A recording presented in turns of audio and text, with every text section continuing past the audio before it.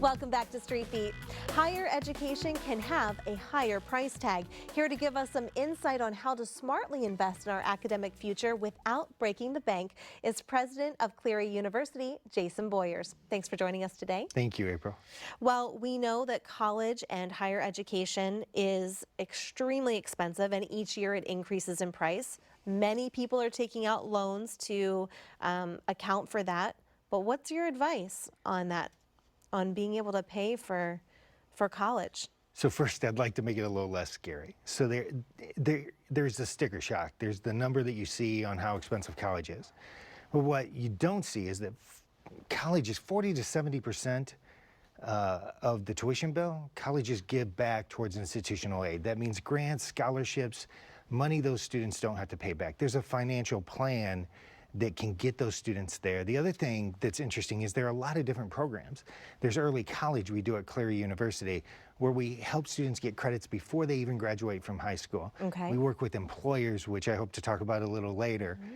But there are many pathways. But really the question isn't how expensive, but it's really the value of college. Mm-hmm. When I hear people talk about, well, it's expensive and college isn't for everybody, I think of myself. I was a first-generation college student. I got to travel the world. I've got to live a life I couldn't have dreamed of unless I went and got a college. I was one of those students that people might look at and say, you really can't afford college. It's about the value. A couple years ago, the Michigan legislature did a study, an economic study, on all the public and private universities in Michigan. And they looked at 10 years out how much a graduate would make and their debt. Cleary, being a private college, we were the highest ranked private college. We were also second in the state on return on investment.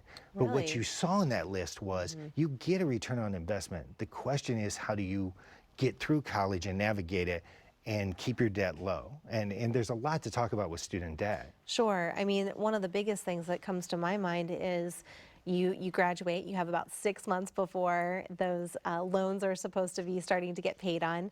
And what if you are in a situation where you're making, entry-level salary? It's going to take a long time before you get to the point where you can really make headway on loans. So sometimes, so the student loan facts are this. Right now, the average American has a $200 to $300 a month student loan if they graduate. And the average graduate, it's about $30,000 to $35,000 that they may carry in debt. So they're not at that $100,000 that you see thrown around in the news. But the interesting thing about it is the people who default on their student loans are actually those with less than $10,000 in student debt. And they default because they didn't finish, they didn't persist. So colleges have to make sure that they're like that individual you talked about, the person who graduates, because they're gonna get a return on investment. But the other thing, Cleary, I've been president for Cleary for 4 years. One of the things that we did, have a great business services group. We counsel every student about their student debt, because you can take out student loans for a total cost including living expenses, but we counsel students to take out the student loans just for their direct educational expenses. Sure, yes. Because they may get that nice refund if they max out their student loans, but it's like a cash advance off of a credit card. Sure. If you don't need it, don't take it. And some people need it to live off of while they're in college, but if you don't need it, don't take it. Keep that debt low. But again, the interesting thing is, it's not the people with large student debts that default. It's those who don't finish, don't get that credential. And that's why you need that support system. As a private college, that's why we counsel every student. That's why we know where they're at. And that really makes a difference in how successful they're going to be. Well, and clearly too, yeah, anytime you have guidance and somebody walking alongside you, helping you make those decisions, I think for a lot of students, maybe 10 years ago, there wasn't as much of that hand-holding and helping along with that. And certainly I can see the benefit of having somebody that could help along with that.